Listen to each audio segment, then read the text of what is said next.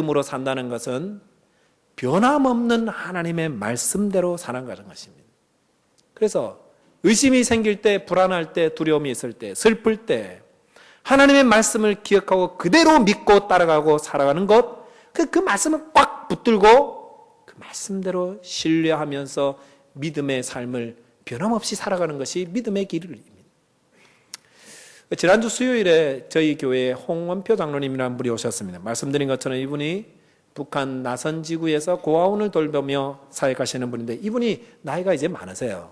그래서 후임자를 정하셨는데 멜번 한인교회 또 강 장로님이라는 분이 이 일에 헌신하기 위해서 그 후임자로 이렇게 지금 훈련받고 있습니다. 제가 이분을 아는데 제가 한 12년 전쯤에 멜본에 갔을 때에 이 강 장로님이 그 당시 강 집사님이셨습니다.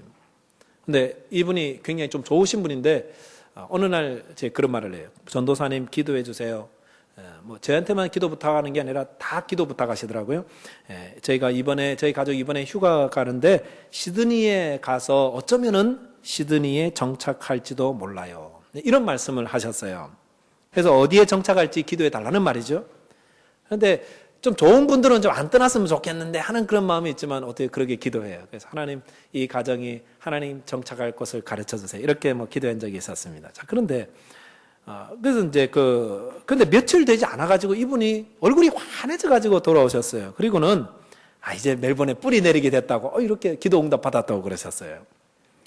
제가 그동안 며칠 동안 어떤 일이 있었는지는 저 몰랐습니다. 그런데 최근에 다시 만나서 그때 어떤 일이 있었는지를 상세하게 듣게 되고 하나님께 영광 돌렸습니다.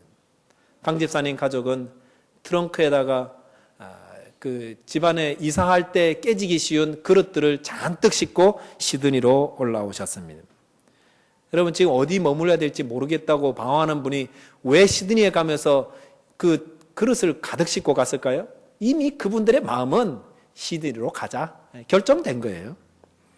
자, 그런데 도착해서 아이들이 어떤 학교에 다녀야 될지를 이렇게 여기저기 두루 돌아다니고 계셨습니다. 그런데 얼마 되지 않아서 어느 날 낮에 낮잠을 자고 있는데 큰 소리를 듣고 잠이 깨셨어요. 큰 음성을 들었어요. 그것은 바로 예레미야 2장 18절이라는 그런 음성이었어요. 이분은 성경을 외우는 분이 아니에요. 그리고 성경을 깊이 묵상한 분도 아니에요. 근데 예레미야 2장 18절이라는 말씀이 제가 자기 귀에 들려왔다는 것입니다. 그래서 잠이 깼습니다. 너무도 확실하게 들렸기 때문에 일어나서 2장 18절 말씀을 펼쳐봤습니다. 자, 그런데 그 말씀이 이런 말씀이에요. 내가 시홀의 물을 마시려고 애굽으로 가는 길에 있으면 어찌 됨이며 또 내가 그 강물을 마시려고 앗수르로 가는 길에 있으면 어찌 됨이냐. 아무도 아멘 안 하시잖아요. 이 말씀에 은혜 받을 사람 아무도 없어요. 그런데 하나님께서 그의 상황을 너무도 정확하게 이 말씀으로 지적해 주시고 갈 바를 알려주셨다는 거죠. 시홀이라는 것은 나일강입니다. 지금 네가 지금 나일강 물을 마시려고 애굽으로 가는 길에 있는 건 어찌 됨이고 네가 그 강물 마시려고 앗수르, 이 시드니죠. 여기서는 좀 나쁘게 표현되지만 나쁜 동네는 아니에요, 시드니가. 앗수르로 가려고 하는 건 어떤 일이냐? 뭡니까? 하나님께서 멜본에 머물라는 것이에요. 자기가 지금 가만 보니까요, 지금 학교를 정하기 위해서 파라마타 리버를 왔다 갔다 하고 있더래요. 근데 이게 나홀을 그 파라마타 리버로 해석하셨어요. 웃을 일은 아닌 것 같아요. 근데 본인은 너무도 자기에게 생생하게 다가가기 때문에 말씀을 읽으면서 한순간에 하나님께서 내게 멜본으로 보내신다는 걸 알았고, 나중에 또 북한 나선 지역에 그 후임자로 결정하는 것도 제가 들으면 언제 한번 나눌게요. 이분이 하나님께서 그 일을 위해서 미리 준비하시고 멜본에 머물게 하셨다는 것을 고백하는 걸 들었습니다.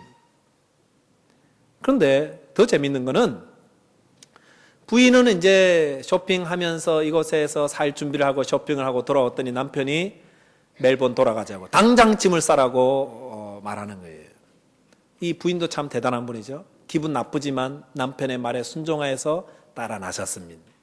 그러면서 자기가 자면서 예레미야 2장 18절 말씀에 들은 바를 듣게 되었습니다. 기분은 몹시 상했어요. 여자분들이 기분 나빠도 이렇게 좀 따라오는 분들이 있는데, 그런데 놀라운 것은 시드니를 벗어나면서 그 부인의 마음에 알 수 없는 기쁨과 평안함의 꽃이 막 피어나는 거예요. 활이 피어나면서 왜 자기 마음이 이렇게 기쁜지 모르겠다라고 고백하면서 서로의 마음에 있는 그 기쁨을 발견하게 됐습니다. 여러분, 이게 무엇이겠어요? 하나님께서는 하나님의 말씀에 순종하며 살아가는 자에게 그 마음의 기쁨과 평안함으로 함께 해주시는 것입니다. 하나님께서 우리가 순종하며 나갈 때 기뻐하시는데 그 기쁨이 우리에게도 넘쳐나고 전달되는 것입니다. 그래서 그 긴 멜번으로 향하는 그 여행 기간 동안 그 기쁨을 주체하지 못해서 함께 찬송하며, 이 부부가 좀 서먹서먹한 분이에요. 굉장히 무드가 없는 분인데 찬송하며 갔다는 게 상상이 안 돼요. 멜번까지 찬송하며 가면서 하나님이 우리에게 주신 은혜와 또 앞으로 미래에 계획할 일들을 이야기하면서 아주 로맨틱하게 멜번까지 여행했다고 고백하는 것을 들었습니다. 우리가 이런 이야기를 들을 때마다 하나님의 살아계심을 우리는 또 발견합니다. 그리고 하나님의 말씀에 우리가 순종하면 하나님은 우리의 마음의 기쁨과 환희와 감사와 평안으로 함께 하시는 분이십니다. 하나님의 말씀에 순종할 때 우리의 영혼은 말할 수 없는 기쁨과 평안함과 가벼움과 자유함을 누릴 수가 있습니다. 하나님은 하나님의 말씀을 듣고 순종하는 자에게 이 기쁨과 평안함, 이 억만금으로 바꿀 수 없는 행복으로 채워주시는 분입니다. 여러분, 아브라함이 하나님의 말씀을 듣고 아버지의 집을 떠날 때에 어떤 마음으로 떠났을 것 같습니까? 갈등과 염려와 근심이라고 생각하십니까?